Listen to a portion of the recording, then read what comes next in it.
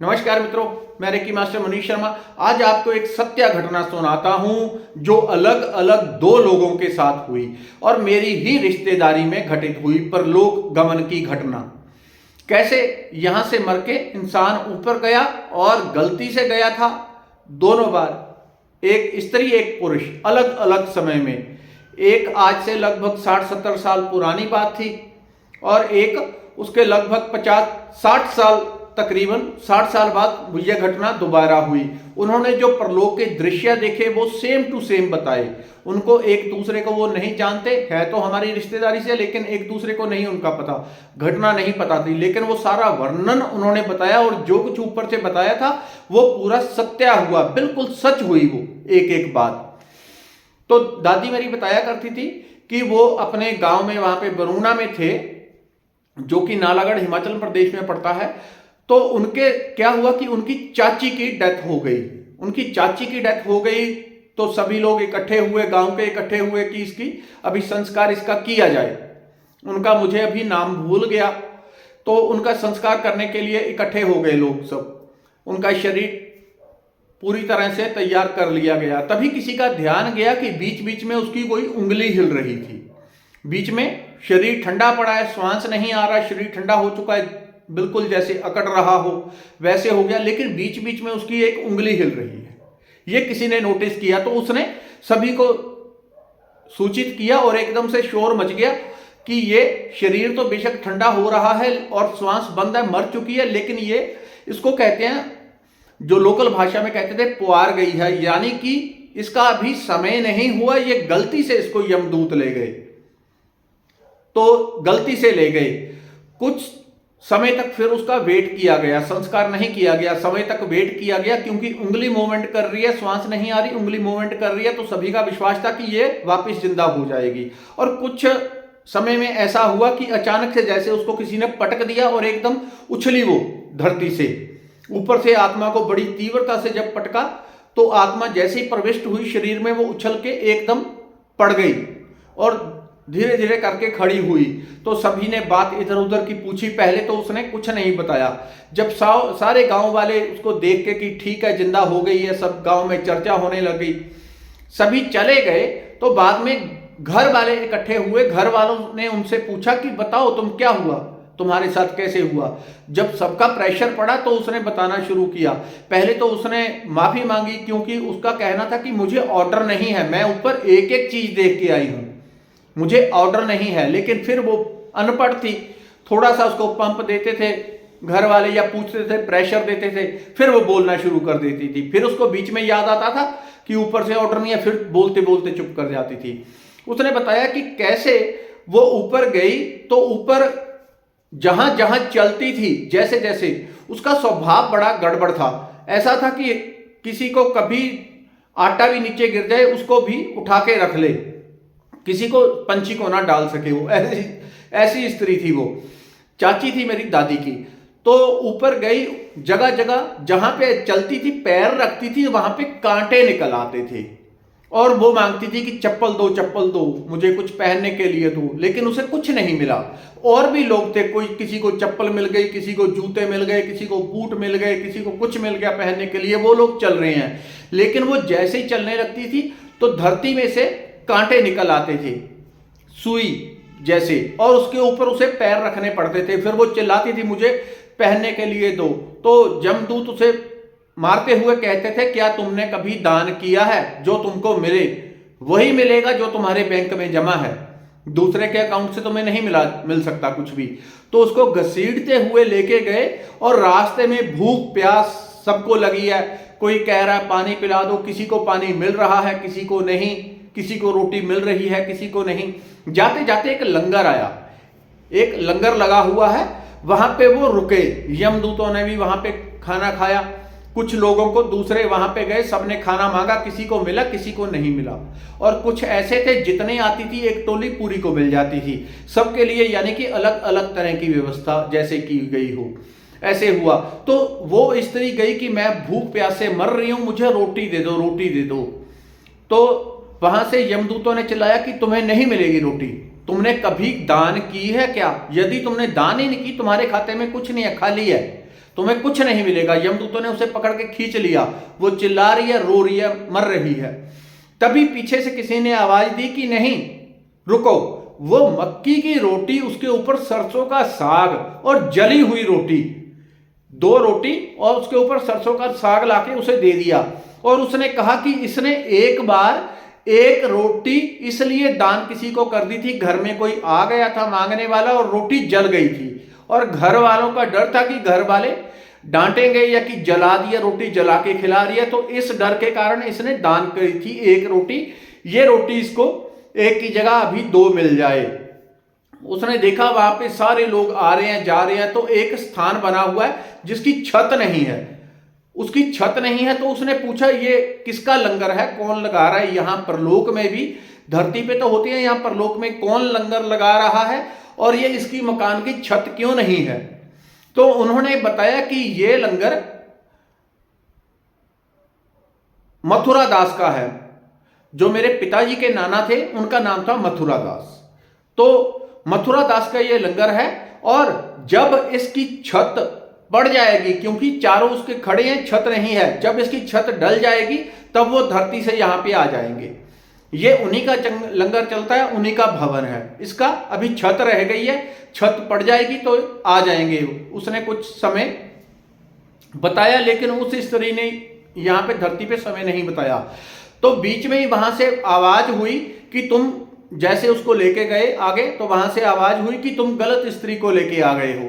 वो same to same नाम वाली, एक ही गांव में रहने वाली 2 स्त्रियां थी। इसको ले जाओ वापिस और वहीं पे छोड़ दो, दूसरी को लेके आओ, तुम गलत स्त्री को लेके आए।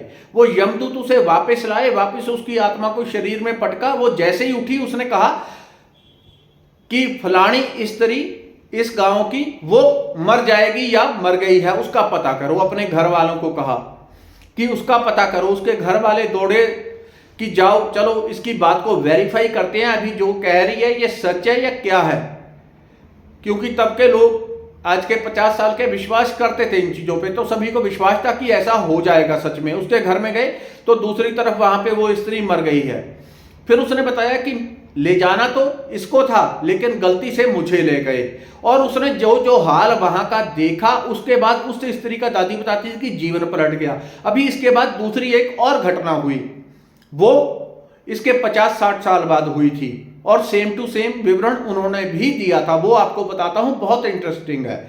तो वो जब स्त्री दोबारा जिंदा हुई, उस पहले तो उसका हाल ऐसा था, किसी कोई पानी भी मांगे तो पानी भी वो किसी को दे कि कुत्ते का जूठा है, फेंकना ना पड़े, यानी कि किसी को एक ढेला देके वो खुश नहीं थी।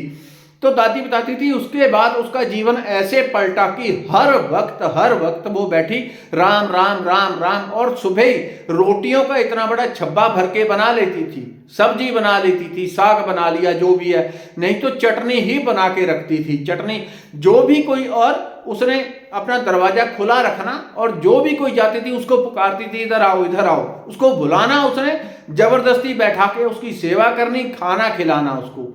ये सब उसने जितना टाइम वो जिंदा रही वो ये सब करती रही। और ऊपर से जो उसको टाइम बताया गया था, उस टाइम पे उस स्त्री ने बताया था कि अभी मेरे इतने वर्ष बाकी हैं, क्योंकि मैंने अपनी दादी से सुनी थी, उसकी चाची की घटना थी। तो वो सेम टू सेम टाइम में उसने दोबारा शरीर छोड़ा था। लेकिन उसका जीवन कैसे पलटा? जो किसी को धेला नहीं देती थी उस टाइम पे, पूरा दिन केवल और केवल सेवा ही सेवा, सेवा ही सेवा। उससे जब लोग पूछते थे तो वो मना कर देती थी बताने से कि मेरे को ऑर्डर नहीं है, मैं नहीं बता सकती। अभी उसके बाद कुछ समय, जैसे 50-60 साल दोबारा हो गए, दोबारा एक घटना हुई, यही सेम टू सेम। और मेरी दादी एक और बात बताती थी कि जब वो हमारी चाची ऐसे बोला करती थी, घटना सुनाया करती थी कि जब वो छत पूरी हो जाएगी तब मथुरा दास धरती छोड़ के वहां चले जाएंगे, कि हमको बहुत बुरी लगती थी हमारी चाची, और हमारा मन करता था इसको यहां से भगा दें। ये कैसी बात कर रही है हमारे पिताजी के बारे में कि ये धरती छोड़ के चले जाएंगे जब ऊपर छत पूरी हो जाएगी। उसने कुछ समय बताया हुआ था, लेकिन जैसे उसको निर्देश मिले थे कि नहीं बताना है तुमने किसी को, तो उसने वो बातें उतनी क्लियर करके नहीं बताई थी, छुपा लेती थी, बीच बीच में बोलती बोलती चुप हो जाती थी। 50-60 साल बाद दोबारा क्या घटना हुई, मेरे पिताजी के मौसा लगते हैं, वो दिल्ली से थे। दिल्ली से थे, तो उनके साथ ऐसा हुआ कि एकदम उनको तेज बुखार आया, बहुत तीव्र बुखार आया, और तीव्र बुखार के कारण वो कमरे में लेट गए। घर वालों ने दवाई वगैरह देके उनको लेटा दिया। लगभग आज से 20 वर्ष पहले की बात है, दिल्ली में उनकी साल अभी। उसके बाद वो 20 साल बाद दोबारा वहां जाके वापस आके 22 साल जिंदा रहे थे, क्योंकि पिछले ही वर्ष उनकी मृत्यु हुई थी। तो वो लेटे हुए हैं कमरे में, और अचानक से वहां पे कुछ लोग आए ऊपर से, जो देखने में बड़े हट्टे कट्टे और भारी भारी थे, काले देखने में भयंकर। वो लोग आए और आके मौसा जी को उठाए, जो कि मेरे पिताजी के मौसा जी थे। उनको उठाया कि चलो तुम्हारा हो गया भैया टाइम, तुमको लेके चलना है।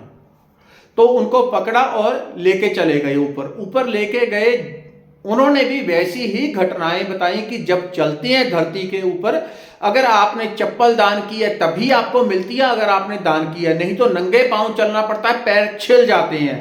पानी उसी को मिलता है जिसने यहाँ पे दान किया है, खाना उसी को मिलता है जिसने, नहीं तो लंगर लगे हुए हैं सबके लिए, लेकिन यमदूत उसे नहीं लेने देते। यमदूत उसे खींच के पकड़ के मारते हैं यदि वो भोजन मांगे, पानी मांगे, उसे पूरे रास्ते पीटते हुए लेके जाते हैं। तो उन्होंने ये सब घटनाएं बताई। उन्होंने कहा कि मैं लेटा हुआ था और घर वाले सोच रहे हैं कि ये अंदर शायद बुखार के कारण सो रहे हैं, इनको दवाई वगैरह दी है, लेकिन वो बीच में शरीर छोड़ के चले गए।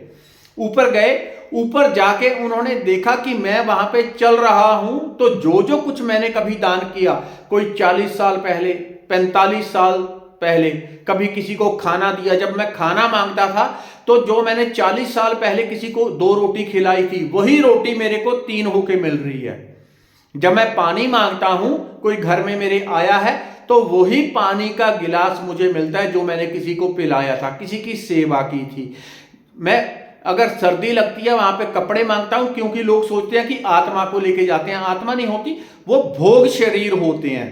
जब आत्मा निकल जाती है शरीर से, तो तत्काल दूसरा भोग शरीर पहले ही प्रकृति बना देती है, जिसमें उसे दुख और सुख भोगने होते हैं। आत्मा को कांटे नहीं चुभते, लेकिन उसको शरीर दिया जाता है ताकि ये कांटे चुभ सके, ये सुख दुख पा सके जो इसने किया हुआ है। तो वो जैसे जैसे जो जो चीजें मांगते थे वो उसको मिलती आगे चले गए, और धीरे धीरे, जैसे उस स्त्री ने बताया था कि एक लंगर में गई थी, तो ऐसे चलते चलते रास्ते में सबको भूख लगी, यमदूतों को भी भूख लगी। तो उन्होंने कहा कि ये मथुरा दास का लंगर चल रहा है, यहाँ पे हम खाना खा लेते हैं, इसको भी खिला देते हैं, इसने भी किया हुआ है थोड़ा बहुत, तो ये भी भोजन पालेगा। तो उन्होंने कहा कि मैं और यमदूत वहां पे जाके खड़े हुए, तो वहां से भागा भागा एक पीछे से व्यक्ति आया, पीछे से आया, और उसने दूसरे लोगों को पुकार के कहा कि फलाने फलाने तुम यहां पे आओ। वो व्यक्ति आया, उसको पकड़ो, उसको बैठाओ, उसको खाना खिलाओ, उसकी सेवा करो। जिसका ये लंगर चल रहा है ये उसका दामाद है, यानी कि वो मेरे मौसा जी थे और वो मेरी दादी के पिताजी थे जिनका लंगर था। तो उन्होंने कहा कि ये उनका दामाद है, इनको बैठाओ और खाना खिलाओ। तो वो व्यक्ति आए, सबको, यमदूतों को और उनको बैठा के मौसा जी को खाना वगैरह खिलाया, उन्होंने उनकी सेवा की। फिर उन्होंने कहा कि ये किसका लंगर है, तो उन्होंने बताया कि ये आपके ससुर का लंगर है, मथुरा दास का। इस तरह से करते करते जब वो फाइनल उनके पास पहुंचे, जहां पे वेरवा होता है, पहले वेरीफाई किया जाता है। उन्होंने क्या बताया था, चीजें जो भी जिनके ऐसी घटना होती हैं वो यही चीजें रिपीट करते हैं। जब वो सबसे पहले वहां गए तो 4 द्वार थे, और चारों तरफ से अलग अलग आत्माओं को अंदर ले जाते हैं। कोई बहुत बुरी आत्मा है, उनको अलग मार्ग से, जैसे कि गरुड़ पुराण में सुनते हैं या दूसरे पुराण में, तो जो अच्छी आत्मा है उसको दूसरे, जो धर्म की आत्मा है उनको तीसरे, जो मोक्ष वाली है उनको चौथे द्वार से अंदर लेके जाया जाता है, जैसे जिसके कर्म है। तो उनको वहां पे लेके गए, आगे एक जैसे काउंटर बना होता है, तो वहां पे आत्मा को पहले वेरीफाई किया जाता है कि आप ठीक आत्मा को लेके आए हो, कोई गलती भूल तो नहीं हुई। तो वहां पे एक व्यक्ति बैठा, उन्होंने उसकी तरफ देखा जो मूसा जी थे मेरे पिताजी के, और देख के कहा कि तुम किसको पकड़ लाए, तुम गलत आदमी को पकड़ लाए। वो भी दिल्ली का ही है और सेम टू सेम नाम का है, लेकिन वो व्यक्ति इतनी गली छोड़ के रहता है, तुम इसको तत्काल छोड़ के आओ, इसके शरीर का नुकसान ना हो जाए। इसके शरीर को कहीं जला ना दिया जाए या कुछ ना हो जाए, इसको तत्काल छोड़ के आओ और फलाने दूसरे व्यक्ति को लेके आओ। और वो मौसा जी को लेके आ गए, उन्होंने शरीर में डाल दिया। फिर वो जब खड़े हुए उसके बाद, तो घर वाले तो सोचते थे कि ये कल से सोए हुए हैं और बुखार में, बीच में देखते थे थोड़ा शरीर ठंडा गर्म है, लेकिन रात में पूरी रात ध्यान नहीं दिया। सुबह जब खड़े हुए तो उन्होंने ये सब घटनाएं सुनाई कि मैं यहाँ जिंदा नहीं था, आप तो सोच रहे थे कि बुखार वगैरह था। तो ये घटना उन्होंने मेरी बुआ को बताई कि घर वाले तो ऐसे ही सोच रहे थे कि मैं सो रहा था, लेकिन मैं मर गया था और मर के मैंने ये चीजें देखी। और ऊपर जाके उनको समय जो बताया गया कि तुम्हारा इतना अभी समय पड़ा है, तुम यहां गलती से आ गए हो और जाओ वहां पे, जो तुमको प्राप्त करना है, जो तुम चाहते हो वो पहले दान करो, वो प्रदान करो। उसके बाद जो व्यक्ति ऐसा जाके ऊपर देख लेता है क्या करना है, क्या हो रहा है, क्या नहीं, उसका नीचे आके 100% जीवन बदल जाता है। जैसे मेरी दादी की चाची का जीवन बदला, जो कि गिरा हुआ आटा भी चींटियों को नहीं डालती थी, लेकिन उसके बाद जितना टाइम जिंदा रही, उसको समय बताया गया था, लेकिन वो मरने के टाइम भी कहते हैं पूरी तरह से खुश थी, क्योंकि उसको इतना यकीन हो गया था कि मृत्यु नाम की कोई चीज नहीं है, यहाँ पे भी जीवन ही है, वहां पे भी जीवन है, और अब मैंने इतनी कमाई कर ली है सारा दिन राम राम करके और सेवा करके कि वहां पे भी मैं सुखी रह सकूंगी। तो ये परलोक की 2 घटनाएं थी जो कि खुद की मेरी रिश्तेदारी में घटित हुई थी। अगर आपके पास ऐसी कोई सच्ची सही घटना हो तो डिस्क्रिप्शन में मैं अपना नंबर डाल दूंगा, वहां से आप मुझे व्हाट्सएप करके बता सकते हैं, और फिर आपकी घटना अगर वो बिल्कुल सही हुई तो मैं जरूर उसको प्रकाशित करूंगा। धन्यवाद, नमस्कार।